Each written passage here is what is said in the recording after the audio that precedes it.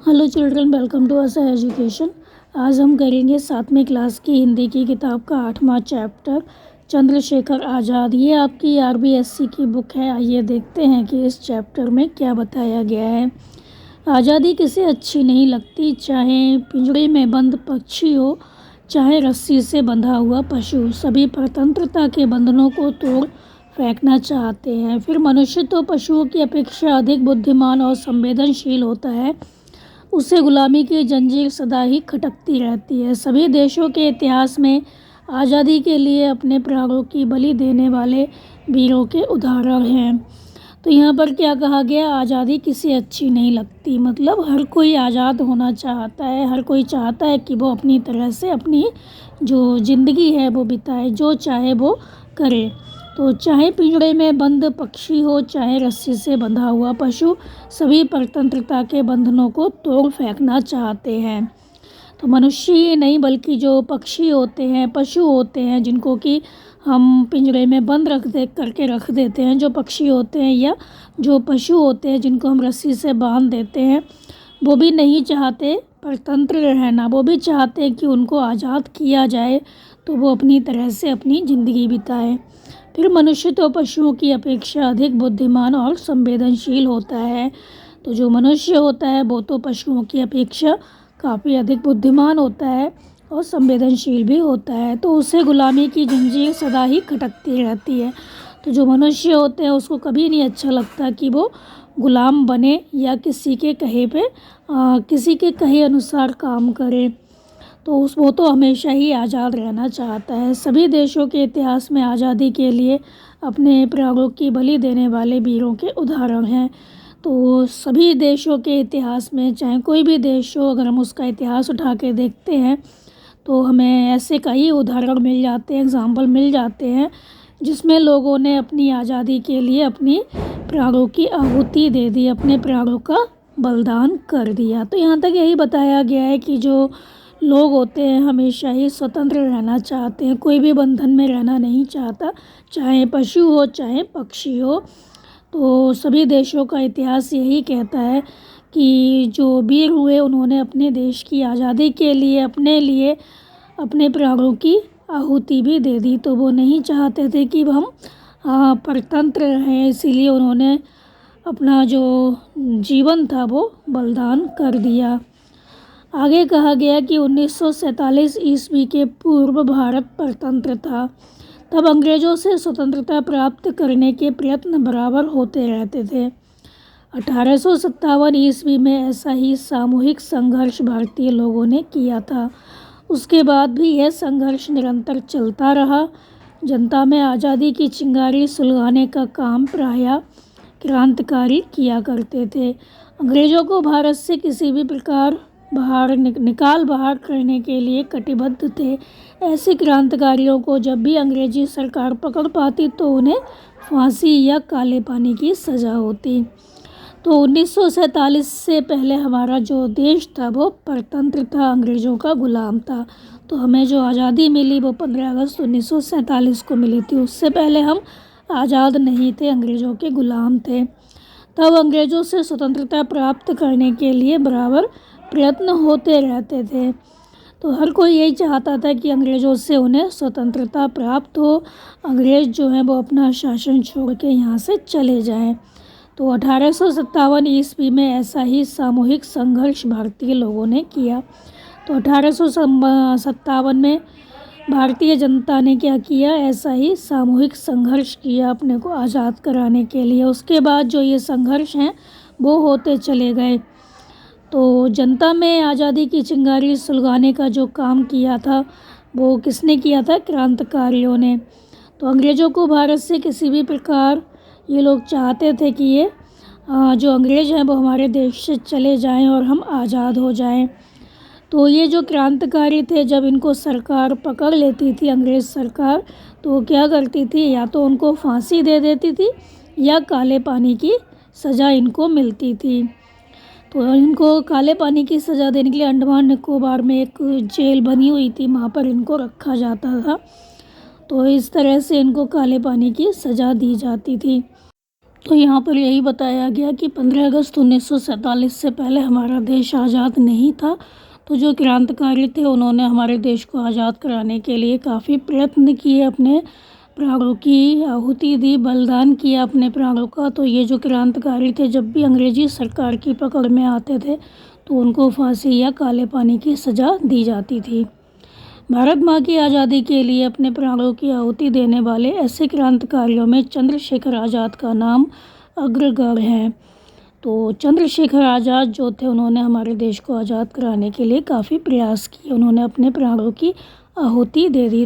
भारत देश को आज़ाद कराने के लिए अपने प्राणों का बलिदान करने वाले चंद्रशेखर आज़ाद का नाम सबसे पहले लिया जाता है। तो जो चंद्रशेखर आज़ाद थे वो बचपन से ही बहुत साहसी थे। वो जिस काम को करना चाहते थे वो करके ही मानते थे। तो एक बार वे लाल रोशनी देने वाली जो दिया सलाई थी उससे खेल रहे थे। तो उन्होंने साथियों से कहा कि एक सलाई से जब इतनी रोशनी होती है तो सब सलाइयों को एक साथ जलाए जाने से नामालूम कितनी रोशनी होगी। तो सब साथी इस प्रस्ताव पर खुश हुए, पर किसी की हिम्मत नहीं पड़ी कि इतनी सारी सलाइयों को एक साथ जलाएं, क्योंकि रोशनी के साथ सलाई में तेज़ आंच भी होती है। तो एक सलाई की आंच झेलना तो कोई बात नहीं थी, पर सब सलाइयों की आंच एक साथ झेलने का खतरा कौन मोल लेता। इस पर चंद्रशेखर सामने आए और उन्होंने कहा कि मैं एक साथ सब सलाइयों को जलाऊंगा। उन्होंने ऐसा ही किया। तमाशा तो खूब हुआ, उनका हाथ भी जल गया, पर उन्होंने उफ तक नहीं की। सब लड़कों ने उनके हाथ को देखा तब मालूम हुआ कि उनका हाथ बहुत जल गया है। सब लड़के जो थे वो उपचार के लिए दौड़ पड़े, पर चंद्रशेखर के चेहरे पर पीड़ा का कोई भाव न था और वे खड़े खड़े मुस्करा रहे थे। तो जो चंद्रशेखर आज़ाद थे वो बचपन से ही बहुत साहसी थे, निडर थे, उन्हें किसी भी चीज़ का डर नहीं था। तो वो जिस काम को करना चाहते थे वो करके ही मानते थे। एक बार क्या हुआ, वो लाल रोशनी देने वाली जो दिया सलाई है उससे खेल रहे थे। तो उन्होंने अपने साथियों से कहा कि एक जो सलाई है जब उसको जलाते हैं तो वो इतनी अधिक रोशनी देती है, तो अगर हम सबको जला देंगे तो पता नहीं कितनी अधिक रोशनी होगी। तो वो चाहते थे कि सारी जो सलाइयाँ हैं एक साथ जलाएं, लेकिन उनके जो साथी थे ये सुनकर खुश तो हुए, पर उनकी हिम्मत नहीं हुई कि वो इतनी सारी जो सलाइयाँ हैं वो एक साथ जलाएं, क्योंकि एक साथ जलाने पर क्या होता है, रोशनी तो होती है, उसमें तेज़ आंच भी होती। तो एक सलाई की आंच कोई भी झेल सकता है, लेकिन इतनी सलाइयों की जो आंच होती है, तेज़ होता है, ताप होता है, वो झेलना काफ़ी खतरनाक होता है।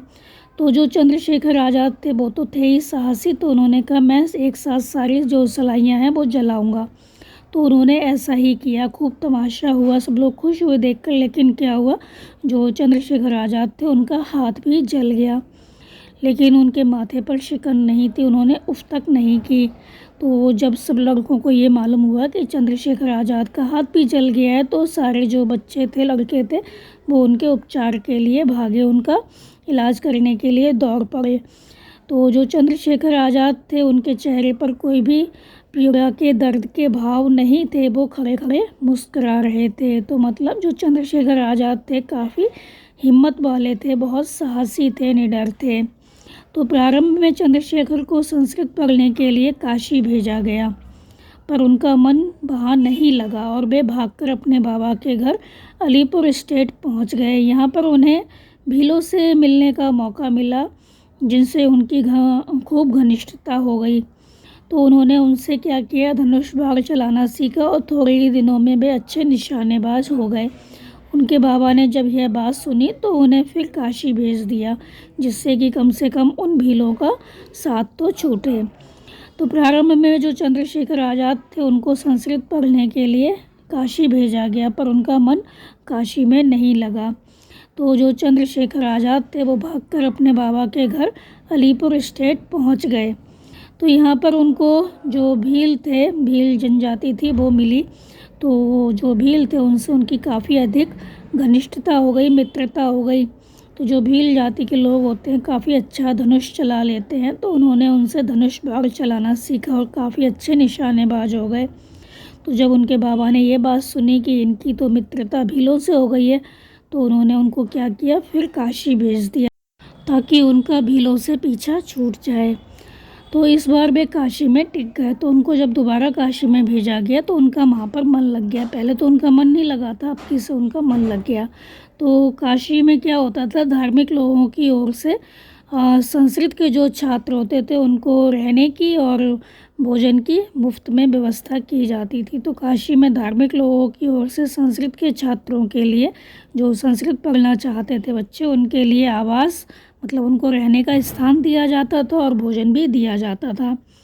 ऐसे ही एक स्थान पर रहकर चंद्रशेखर संस्कृत व्याकरण पढ़ने लगे। तो ऐसे ही एक स्थान पर रहकर जहाँ पर उनको रहने की व्यवस्था भी थी और भोजन भी मुफ्त में मिल जाता था, तो वहाँ पर रहकर जो चंद्रशेखर आज़ाद थे वो संस्कृत व्याकरण पढ़ने लगे। इससे भी उनका मन नहीं लगता था, इसमें भी उनका मन नहीं लगता था। तो स्वभाव से उन्हें एक जगह टिक कर बैठना भी अच्छा नहीं लगता था। तो जो चंद्रशेखर आज़ाद थे वो एक जगह टिक कर नहीं बैठ सकते थे, तो इसमें भी उनका ज़्यादा मन नहीं लगता था। इस कारण वह कभी कभी गंगा में घंटों तैरते, तो कभी कथा वाँचने वालों के पास बैठकर रामायण, महाभारत और भागवत की कथा सुनते थे। तो उनका एक जगह बैठकर एक जगह तो वो टिक कर बैठ नहीं सकते थे। इसी वजह से वो क्या करते थे, कभी कभी गंगा में घंटों तैरते रहते थे और कभी कथा जो सुनाते हैं लोग उनके पास बैठ जाते थे और रामायण, महाभारत और भागवत की कथा सुनते थे। तो जो वीरों की कथाएं थी, गाथाएं थी, उनको बहुत अधिक पसंद थी। तो चंद्रशेखर जब 10-11 वर्ष के थे तब जलियांवाला बाग का भयंकर हत्याकांड हुआ। तो जो चंद्रशेखर आज़ाद थे जब केवल 10 साल के थे तब क्या हुआ, जलियांवाला बाग हत्याकांड हुआ, जो कि 1919 में हुआ था अमृतसर में। जिसमें क्या हुआ था, सैकड़ों निरपराध भारतीयों को गोली का शिकार होना पड़ा। तो इस हत्याकांड में बहुत से ऐसे भारतीय थे जो कि निरपराधी थे, मतलब जिनका कोई अपराध नहीं था, जिन्होंने कोई ऐसा काम नहीं किया था जिससे उनको गोली मारी जाए या उनको इस तरह की सज़ा दी जाए। तो इनको क्या हुआ, गोलियां मारी गईं।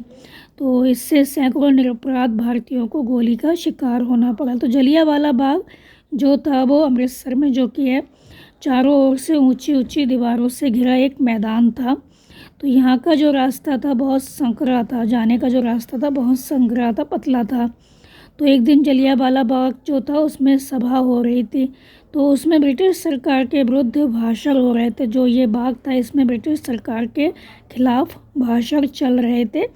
तो सभा चल रही थी कि सेना की एक टुकड़ी ने क्या किया, जो कि जनरल डायर था वो वहाँ आया। जो सेना की एक टुकड़ी के साथ कुछ सैनिकों को लेकर जनरल डायर था वो वहाँ आ गया और उसने बिना कहे सुने क्या किया, जो निहत्थी भीड़ थी उस पर गोली चलवाना शुरू कर दिया। तो जनरल डायर ने आदेश दिया कि इन पर गोली चलाओ। तो लोग तो इसके लिए तैयार ही नहीं थे, लोग बैठे हुए थे आराम से। तो वहाँ पर गोलियाँ चला दी गई ताकि जो लोग थे काफ़ी मारे जाएं। तो गोली चलाने से क्या हुआ, 1000 आदमी मारे गए, कोई 1000 आदमी मारे गए और कई हज़ार घायल हो गए। तो सारे भारत में क्रोध की लहर दौड़ गई। तो जब ये हत्याकांड हुआ तो सभी लोग बहुत अधिक क्रोधित हो गए कि इस तरह से उन्होंने मारा उन लोगों को, जबकि वो निहत्थे थे, उनका कोई दोष नहीं था, वो तो बैठ के सभा कर रहे थे। तो इस तरह से जब मारे जाने की खबर लगी तो सारे भारत में क्रोध की लहर दौड़ गई। तो आज़ाद ने भी इस दर्दनाक घटना का वर्णन सुना। तो चंद्रशेखर आज़ाद जो कि 10-11 साल के थे, तो उन्होंने भी इस दर्दनाक जो घटना थी, बहुत ही दर्द भरी घटना थी, उसको सुना। यद्यपि उनकी अवस्था छोटी ही थी तो भी भारतीय राजनीति में उनकी रुचि जग गई। हालांकि जो चंद्रशेखर आज़ाद थे इस टाइम काफ़ी छोटे थे, लेकिन ये सारी जो खबर थी वो सुनने के बाद उनका भी क्या हुआ, राजनीति में मन लगने लगा और वे अंग्रेज़ों के विरुद्ध कुछ कर दिखलाने के उपाय सोचने लगे। अब वो सोचने लगे कि अंग्रेज़ों के खिलाफ क्या किया जाए, ऐसे उपाय सोचने लगे। तो यहाँ पर यही बताया गया कि चंद्रशेखर आज़ाद जब 10-11 साल के थे तो जलियांवाला बाग का जो भयंकर हत्याकांड था वो हुआ था, जिसमें सैकड़ों निरपराधी जो भारतीय थे, जिनका कोई अपराध नहीं था, उनको गोलियों का शिकार होना पड़ा। तो जो जलियांवाला बाग है उसके चारों ओर क्या है, ऊंची ऊंची दीवारों से घिरा एक ये मैदान है। तो तो इसके चारों ओर ऊंची ऊंची दीवारें थी। तो यहाँ का जो रास्ता था अंदर जाने का बहुत ही संकरा था, पतला था।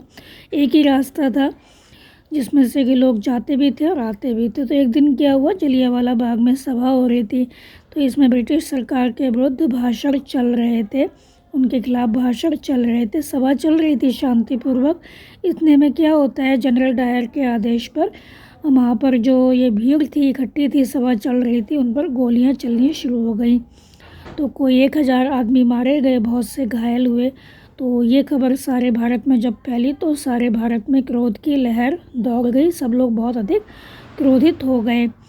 तो चंद्रशेखर आज़ाद जो कि 10-11 साल के थे, जब उन्होंने इस दर्दनाक घटना का वर्णन सुना तो उनको भी राजनीति में रुचि जग गई और वो अंग्रेज़ों के खिलाफ कुछ कर दिखाने के उपाय सोचने लगे। उन्हीं दिनों ब्रिटिश युवराज एडवर्ड भारत आने को थे। काशी आने का भी उनका कार्यक्रम था। कांग्रेस ने तय किया कि उनका बहिष्कार किया जाए। इस संबंध में जब गांधी जी ने आंदोलन चलाया तो आज़ाद भी इसमें कूद पड़े। यद्यपि वे अभी बालक ही थे, फिर भी पुलिस ने उन्हें गिरफ्तार कर लिया। तो उन्हीं दिनों क्या हुआ, जो ब्रिटिश युवराज थे एडवर्ड, वो भारत आने को थे, भारत आ रहे थे। तो काशी में आने का उनका प्रोग्राम था, कार्यक्रम था, काशी आने का भी उनका कार्यक्रम था। तो कांग्रेस ने तय किया कि उनका बहिष्कार किया जाए, मतलब जो एडवर्ड, युवराज एडवर्ड हैं वो आ रहे हैं तो उनको आने के लिए रोका जाए। तो इस संबंध में जब गांधी जी ने आंदोलन चलाया तो जो आज़ाद थे वो भी इस आंदोलन में कूद पड़े, उन्होंने भी इस आंदोलन में हिस्सा लिया। यद्यपि वो अभी बालक ही थे, फिर भी पुलिस ने उनको गिरफ्तार कर लिया। फिर उनसे कचहरी में मजिस्ट्रेट ने पूछा तो उनको न्यायालय में ले जाया गया। तो जो मजिस्ट्रेट थे, न्यायाधीश थे, उन्होंने उनसे पूछा तुम्हारा नाम क्या है, तो उन्होंने अकड़ कर बताया आज़ाद। तो जो चंद्रशेखर आज़ाद थे उन्होंने क्या कहा, आज़ाद। तो वो पूछे तुम्हारे बाप का नाम क्या है, तुम्हारे पिता का नाम क्या है, तो वो कहते हैं स्वाधीनता। तो वो कहते हैं तुम्हारा घर कहाँ है, तो वो कहते हैं जेल खाना। तो मजिस्ट्रेट ने आज्ञा दी कि इसे ले जाओ, 15 बेंत लगाकर छोड़ दो। तो जो मजिस्ट्रेट थे उन्होंने क्या कहा, उनको आदेश दिया कि इसको लेकर जाओ। जो सैनिक थे उनको कहा कि इसको लेकर जाओ, 15 बेंत लगाओ, इसके मारो इसको 15 बेंत और छोड़ दो। तो इन दिनों क्या होता था, उन दिनों बेंत की सज़ा देने का ढंग बहुत ही क्रूरतापूर्ण था। तो इस घटना का उल्लेख जवाहरलाल नेहरू ने अपनी आत्मकथा में इस प्रकार किया है। उसे नंगा करके बेंत लगाने वाली टिट्ठी से बांध दिया गया। बेंत एक एक कर उसकी पीठ पर पड़ते और उसकी चमड़ी उधेड़ डालते, पर वह हर बेंत के साथ चिल्लाता महात्मा गांधी की जय। वह लड़का तब तक नारा लगाता रहा जब तक कि बेहोश ना हो गया। इस घटना के बाद ही चंद्रशेखर नामक वह बालक आज़ाद के नाम से विख्यात हो गया। तो जो बेंत लगाने की उस समय सज़ा दी जाती थी काफ़ी क्रूरतापूर्ण थी। तो जो जवाहरलाल नेहरू हैं उन्होंने अपनी आत्मकथा में इसका वर्णन इस प्रकार किया है। वो बता रहे हैं कि किस प्रकार सज़ा दी जाती थी। तो क्या किया जाता था, जो भी व्यक्ति है जिसको बेंत लगाए जाते थे तो उसको नंगा कर दिया जाता था। फिर जो बेंत लगाने की टिट्ठी होती है उससे बांध दिया जाता था। तो बेंत एक एक कर उसकी पीठ पर पड़ते थे, उसको मारा जाता था बेंत से और उसकी जो चमड़ी थी वो भी उधड़ जाती थी। तो जो चंद्रशेखर आज़ाद थे, जब उनको इस तरह से पीटा जा रहा था बेंत से, तो वो हर बेंत के साथ क्या कर रहे थे, नारा लगा रहे थे और कह रहे थे महात्मा गांधी की जय। तो वह जो लड़का, मतलब जो चंद्रशेखर आज़ाद थे, तब तक नारा लगाते रहे जब तक कि वो बेहोश ना हो गए, बेहोश नहीं हो गए। तो बेहोश होने से पहले तक वो इस तरह से महात्मा गांधी की जय, महात्मा गांधी की जय नारे लगाते रहे। तो ये जो घटना थी बेंत लगाने के बाद, ये जो घटना घटी थी उनके साथ, तो इसके बाद ही चंद्रशेखर नामक जो ये बालक था उसका नाम आज़ाद रखा गया। आज़ाद नाम से ये विख्यात हो गए। तो उन्हीं दिनों भारत के क्रांतिकारी अपना संगठन बना रहे थे। जो भारत के क्रांतिकारी थे जो कि अपने देश को आज़ाद कराना चाह रहे थे, वो अपना संगठन बना रहे थे। चंद्रशेखर आज़ाद उनसे अधिक प्रभावित हुए और वे भी क्या हुआ, इस दल में शामिल हो गए। तो जो चंद्रशेखर आज़ाद थे वो क्रांतिकारियों के दल में शामिल हो गए। तो क्रांतिकारियों का कहना था कि अंग्रेज़ अहिंसात्मक रीति से नहीं मानेंगे। तो जो क्रांतिकारी थे उनका यही कहना था कि जो अंग्रेज़ हैं वो अहिंसात्मक रीति से नहीं मानेंगे। मतलब उनको अहिंसा जो है हम दिखा रहे हैं कि हम ना तो मार रहे हैं किसी को, अपनी अहिंसात्मक जो हमारी नीति है उससे काम ले रहे हैं, लेकिन वो हिंसा चाहते हैं, वो हिंसा करने के बाद ही मानेंगे। तो उनको भय दिखाकर छोड़ने के लिए मजबूर करना होगा, तो हमें हिंसा करनी होगी।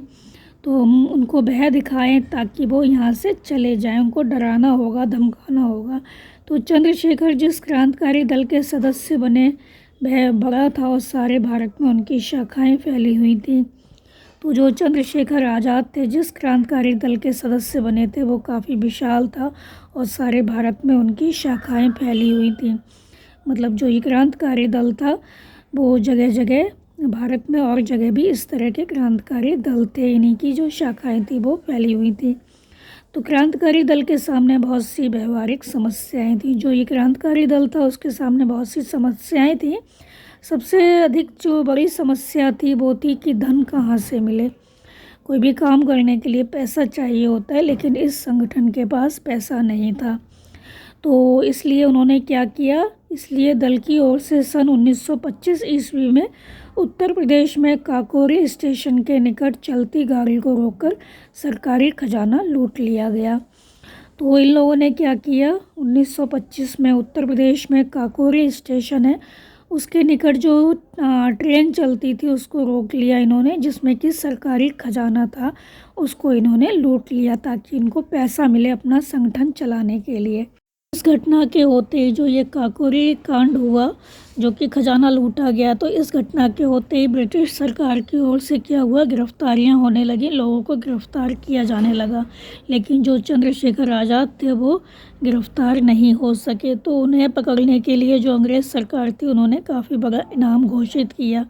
मतलब कोई भी उनको पकड़ के लाएगा तो उसको इनाम दिया जाएगा। तो जो आज़ाद थे उन्होंने भी ठान लिया था कि कोई भी मुझे जीवित नहीं पकड़ सकेगा, तो मेरी लाश को ही गिरफ्तार किया जा सकता है। वे आसपास के स्थानों में छिपे रहे और गोली चलाने का अभ्यास करते रहे। तो जो चंद्रशेखर आज़ाद थे उन्होंने ठान लिया था कि कोई भी मुझे जीवित नहीं पकड़ सकेगा, अगर किसी को पकड़ना है तो वो मेरी लाश को ही गिरफ्तार कर सकता है। तो वो आसपास के स्थानों में छिपे रहे और गोली चलाने का अभ्यास करते रहे। काकोरी षड्यंत्र के मुकदमे में राम प्रसाद बिस्मिल, रोशन सिंह, अशफाक उल्लाह और राजेंद्र लाहिड़ी को फांसी हो गई। तो ये जो काकोरी षड्यंत्र था और जो ये मुकदमा चला इसके खिलाफ है, तो जो राम प्रसाद बिस्मिल थे, रोशन सिंह थे, अशफाक उल्लाह थे और राजेंद्र लाहिड़ी थे, उनको फांसी दे दी गई। अब उत्तर भारत के क्रांतिकारी दल के नेतृत्व का पूरा जो भार था वो चंद्रशेखर आज़ाद पर आ गया। तो उन्हें इस संबंध में भगत सिंह आदि कई योग्य साथी मिले। तो संगठन का जो काम था वो जोरों से होने लगा। इन्हीं दिनों क्या हुआ, ब्रिटिश सरकार ने विलायत से साइमन की अध्यक्षता में एक आयोग भेजा। तो इन्हीं दिनों जो ब्रिटिश सरकार थी उन्होंने एक आयोग भेजा जिसका नाम था साइमन। तो जब यह आयोग जो था लाहौर पहुंचा तो सभी दलों ने इसका विरोध किया।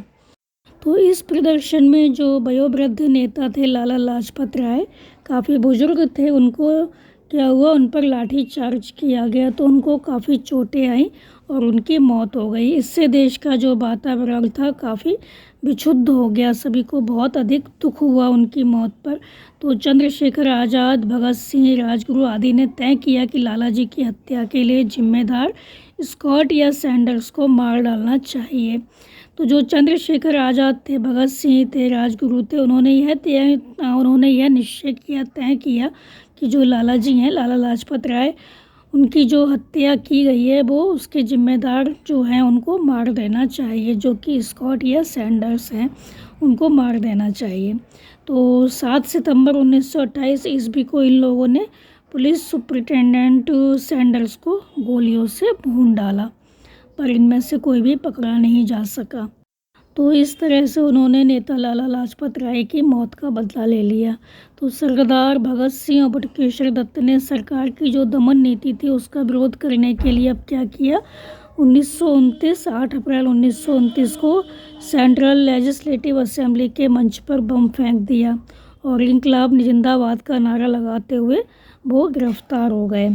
तो इन्होंने इंकलाब जिंदाबाद का नारा लगाया और इनको गिरफ्तार कर लिया गया। तो अंग्रेज़ सरकार ने क्या किया, उनको लाहौर जेल में फांसी दे दी। तो आज़ाद ने आज़ादी की जंग जारी रखी। तो जो चंद्रशेखर आज़ाद थे उन्होंने अपनी जो आज़ादी की लड़ाई थी उसको जारी रखा। तो 27 फरवरी 1931 की बात है, दिन के 10 बजे थे। तो आज़ाद और सुखदेव राज जो थे इलाहाबाद के अल्फ्रेड पार्क में बैठे हुए थे। तो 27 फरवरी 1931 को क्या हुआ, दिन के 10 बजे जो चंद्रशेखर आज़ाद थे और सुखदेव थे वो इलाहाबाद के जो पार्क है उसमें बैठे हुए थे जिसका नाम है अल्फ्रेड पार्क। तो इतने में क्या होता है, 2 पुलिस अधिकारी वहाँ आते हैं और उनमें से एक आज़ाद को पहचान लेता है, चंद्रशेखर आज़ाद को पहचान लेता है। तो उसने दूर से आज़ाद को देखा और लौटकर खुफिया पुलिस के सुपरिटेंडेंट नॉट बाबर को उसकी खबर दे दी। तो जो ये पुलिसकर्मी था उसने क्या किया, पुलिस अधिकारी था, उसने जब आज़ाद को दूर से देखा उसको पहचान लिया। तो उसने लौटकर जो खुफिया पुलिस सुपरिटेंडेंट था उसको इस बात की खबर दे दी कि जो आज़ाद हैं वो पार्क में बैठे हुए हैं। तो नॉट बाबर इसकी खबर पाते ही तुरंत मोटर द्वारा अल्फ्रेड पार्क में पहुंच गया और आज़ाद से 10 गज के फासले पर उसने मोटर रोक दी। तो जब उसको खबर मिली नॉट बाबर को, तो उसने क्या किया, जल्दी से वो अल्फ्रेड पार्क में पहुंच गया और आज़ाद से करीब 10 गज के फासले पर उसने अपनी जो मोटर थी वो रोक दी। तो पुलिस की मोटर देखकर आज़ाद का साथी तो बच निकला किंतु वे स्वयं वहीं रह गए। तो पुलिस की मोटर देखकर जो आज़ाद का साथी था सुखदेव वो तो वहाँ से चला गया किंतु चंद्रशेखर आज़ाद वहीं पर रह गए। तो नॉट बाबर आज़ाद की ओर बढ़ा, दोनों तरफ से एक साथ गोलियां चली। नॉट बाबर की गोली आज़ाद की जांघ पर लगी। तो बाबर की जो गोली थी वो क्या हुआ, आज़ाद की जांघ पर लगी। तो आज़ाद की गोली नॉट बाबर की कलाई पर। तो जो आज़ाद थे चंद्रशेखर आज़ाद वो भी गोली चला रहे थे, तो उनकी गोली जो बाबर था उसकी कलाई पर लग गई जिससे उसकी पिस्तौल थी वो छूटकर गिर गई। उधर और भी पुलिस वाले आज़ाद पर गोली चला रहे थे। तो दोनों तरफ से गोलियां चल रही थी। हाथ से पिस्तौल छूटते ही नॉट बाबर क्या हुआ, एक पेड़ की ओट में छुप गया। एक पेड़ था वहाँ पे, उसके पीछे छुप गया। तो आज़ाद के पास हमेशा काफ़ी गोलियां रहती थी, उनके पास बहुत सी गोलियां रहती थी हमेशा, जिनका इस अवसर पर उन्होंने खूब उपयोग किया। तो नॉट बाबर जिस पेड़ की आड़ में था, आज़ाद मानो उस पेड़ को छेद कर नॉट बाबर को मार डालना चाहता था। तो जो नॉट बाबर था जिस पेड़ की ओट में, जिस पेड़ के पीछे छिपा हुआ था उसमें छेद करके आज़ाद चाहते थे किसी तरह जो गोली है वो उसको लग जाए और वो मर जाए। पूरे 1 घंटे तक दोनों ओर से गोलियां चलती रहीं। कहते हैं जब आज़ाद के पास गोलियां ख़त्म हो गई तो क्या हुआ, जो अंतिम गोली बची थी उन्होंने अपने आप को स्वयं को मार ली। तो इस तरह से दोनों तरफ से गोलियां चल रही थी और आज़ाद के पास जो गोलियां थी वो ख़त्म होने लगी। तो उनके पास सिर्फ एक गोली बची थी, तो उन्होंने जो गोली थी वो अपने आप को मार ली। तो इस प्रकार वह महान योद्धा मातृभूमि के लिए अपने प्राणों की आहुति देकर सदा के लिए सो गया। तो जैसा कि चंद्रशेखर आज़ाद ने प्रण लिया था, निश्चय किया था कि वो कभी भी जिंदा पकड़ में नहीं आएंगे, तो जब उनके पास एक गोली बची तो उन्होंने खुद को अपने आप को मार लिया।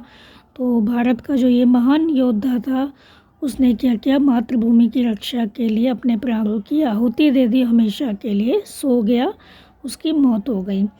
अपनी यह प्रतिज्ञा उन्होंने अंत तक निभाई कि वे कभी जिंदा नहीं पकड़े जाएंगे। तो इस तरह से उनकी जो प्रतिज्ञा थी वो पूरी हुई, वो जिंदा पकड़ में नहीं आए। जब आज़ाद का शरीर बड़ी देर तक निस्पंद पड़ा रहा तब पुलिस वाले उनकी ओर आगे बढ़े। तो जो आज़ाद थे वो तो मर चुके थे, उनका शरीर वहीं पर पड़ा हुआ था, बिना हिले डुले वो पड़े हुए थे वहाँ पर। तो जो पुलिस वाले थे उनकी ओर बढ़े, उनको लग रहा था कि पता नहीं आज़ाद जिंदा है कि मर गया। तो आज़ाद जो थे काफ़ी बहादुर थे, निडर थे, उनका खौफ जो था वो अंग्रेज़ों में था। तो आज़ाद का इतना अधिक आतंक था कि उन्होंने क्या किया, जो सैनिक थे उन्होंने पहले उनको एक गोली मारी ताकि वो ये निश्चय कर सकें कि वास्तव में वो मर गए हैं कि जिंदा हैं। तो उनके मरे हुए शरीर पर भी वो क्या कर रहे थे, वो गोली चलाकर देख रहे थे कि वो सचमुच मर गए कि नहीं। तो आज़ाद जिस स्थान पर शहीद हुए वहाँ उनकी प्रतिमा स्थापित की गई। तो जो आज़ाद चंद्रशेखर आज़ाद थे, जिस स्थान पर उनकी मौत हुई, शहीद हुए, वहाँ पर उनकी एक प्रतिमा लगाई गई। तो वहाँ पर जो भी कोई व्यक्ति जाता है तो उस वीर आत्मा को श्रद्धांजलि अर्पित करता है।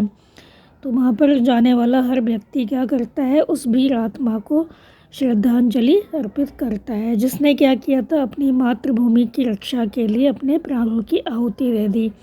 तो जिसने अपनी जन्मभूमि की पराधीनता की बेड़ियों को काटने के लिए अपना जीवन सहर्ष बलिदान कर दिया। तो हमारे देश को आज़ाद कराने के लिए पराधीनता की जो हम पराधीन थे, दूसरों के अधीन थे, उसकी बेड़ियों को काटने के लिए उसने अपना जीवन सहर्ष मतलब हंसते हुए बलिदान कर दिया।